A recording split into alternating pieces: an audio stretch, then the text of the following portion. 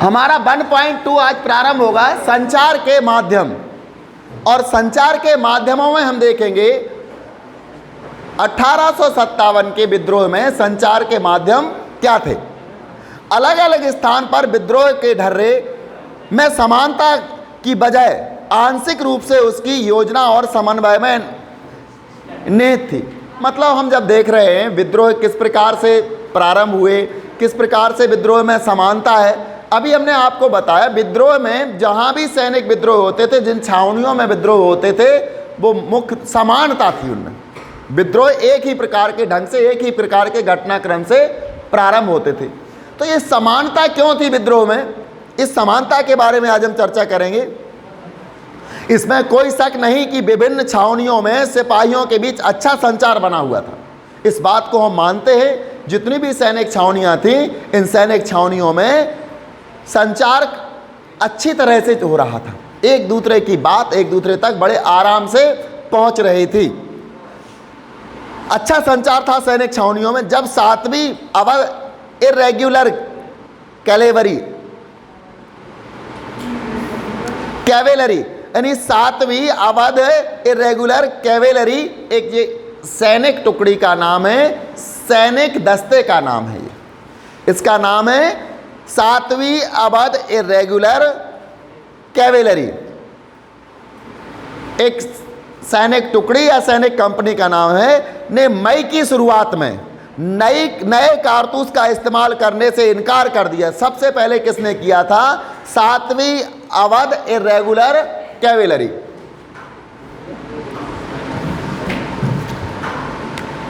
सातवीं अवध रेगुलर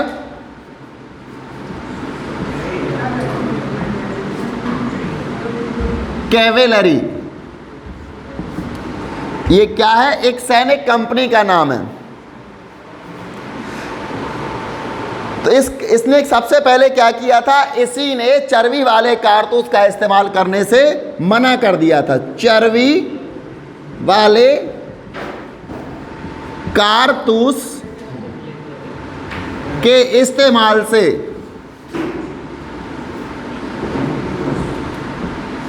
इनकार कर दिया था।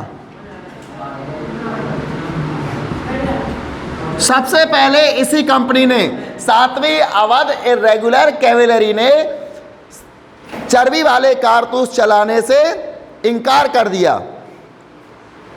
तो उन्होंने 48 नेटिव इन्फेंट्री को लिखा। 48 इन्होंने किसको लिखा? 48 इन्फेंट्री, ये भी कंपनी का नाम है, नेटिव इन्फेंट्री।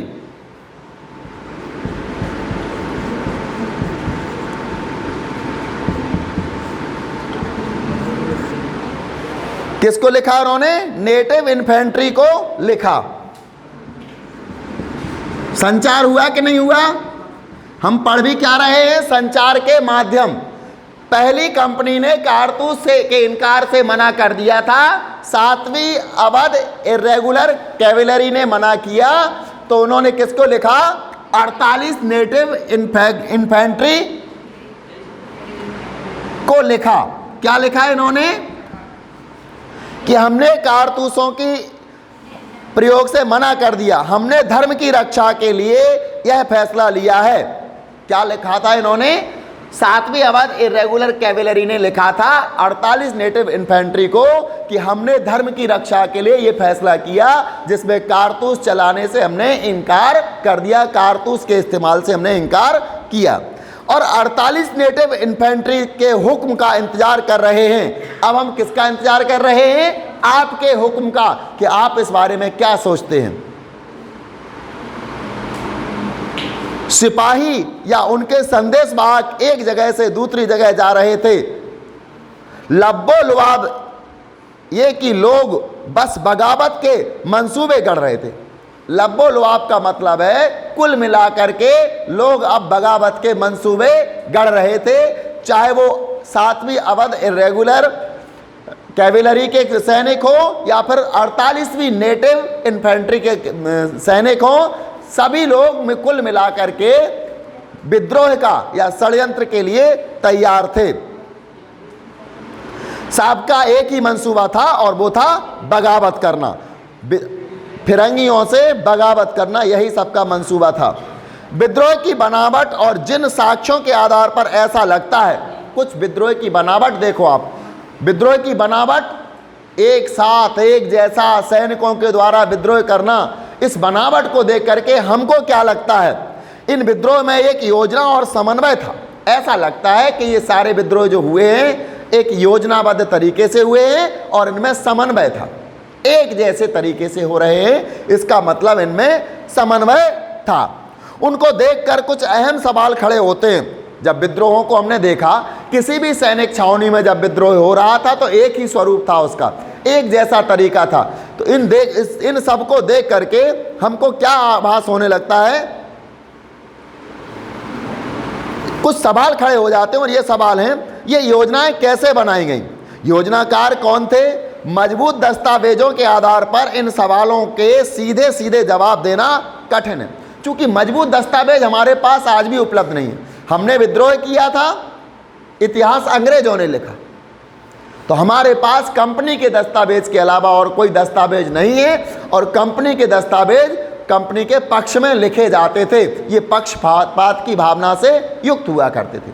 तो हमारे पास कोई ऐसे ठोस सबूत नहीं है कि इतना बड़ा विद्रोह किसने योजना बनाई थी, विद्रोह की, इस विद्रोह को किस प्रकार से लागू किया गया, इसको योजना बनाने वाले कौन थे। हमारे पास दस्तावेजों के अलावा और कोई सबूत नहीं है इसका कि ये विद्रोह की योजना किसने बनाई थी। और ये दस्तावेज चूंकि फिरंगियों के थे, फिर भी ये घटना इस बारे में कुछ सुराग जरूर देती है कि ये विद्रोह इतने सुनियोजित कैसे थे। फिर भी एक घटना के आधार पर हम मान सकते हैं कि ये विद्रोह इतने सुनियोजित कैसे थे, पहले से ही प्लानिंग इनकी कैसे हुई थी।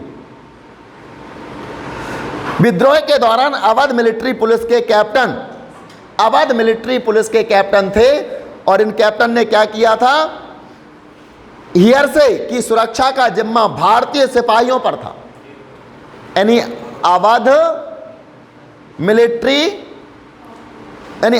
मिलिट्री पुलिस के कैप्टन थे हियरसे, जो कि एक अंग्रेज अधिकारी थे, और इनकी सुरक्षा का जिम्मा भारतीय सैनिकों पर था, भारतीय सिपाहियों पर था। जहां कैप्टन हियरसे तैनात था वहीं 41वीं नेटिव इन्फेंट्री भी तैनात थी।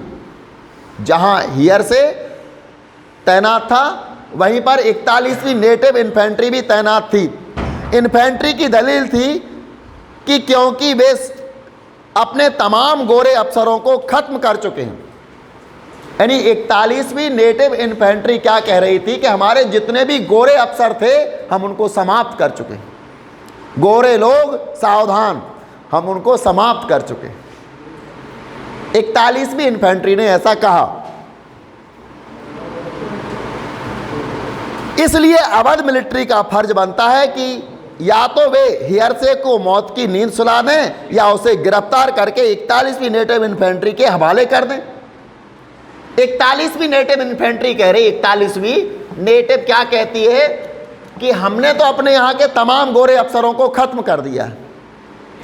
चूंकि हियरसे की सुरक्षा की जिम्मेदारी किसकी थी, भारतीय सिपाहियों की, भारतीय सैनिकों की। तो 41वीं नेटिव किससे कहती है, उन भारतीय सिपाहियों से कहती है जहां पर हियरसे तैनात थे, उन सिपाहियों से कहती है या तो आप उन्हें मौत के घाट उतार दो, किसको, कैप्टन हियरसे को, अन्यथा गिरफ्तार करके 41वीं नेटिव इन्फेंट्री के हवाले कर दो।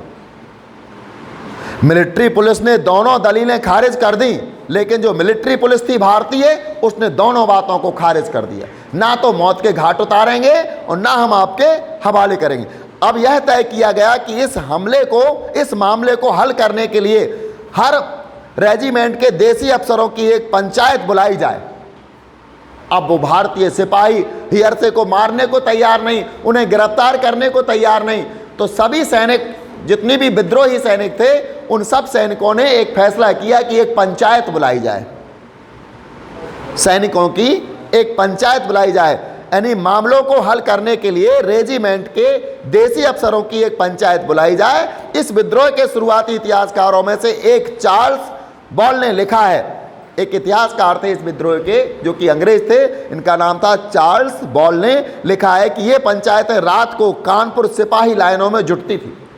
क्या लिखते हैं वो कि जो पंचायतें होती रेजिमेंट के अफसरों की, जो कि भारतीय होते थे, और ये पंचायतें रात में कानपुर की सैनिक लाइनों में होती थी।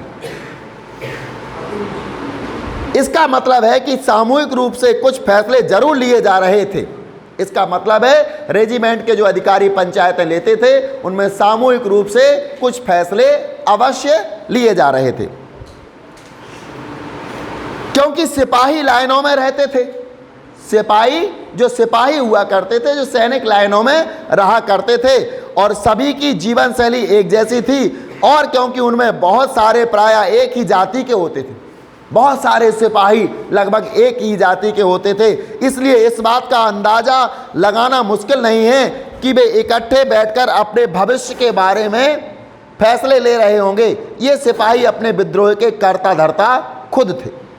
ये जो सिपाही थे इकट्ठे होकर जाते थे, एक ही जाति के थे, तो निश्चित रूप से ये विद्रोह के बारे में फैसला ले रहे थे। तो ये सिपाही अपने आप में विद्रोह के कर्ता धर्ता स्वयं थे।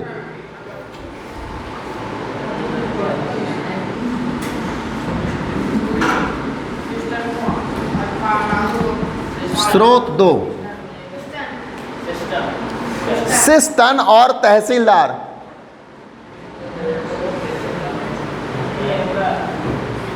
विद्रोह और सैनिक अवज्ञा के संदर्भ में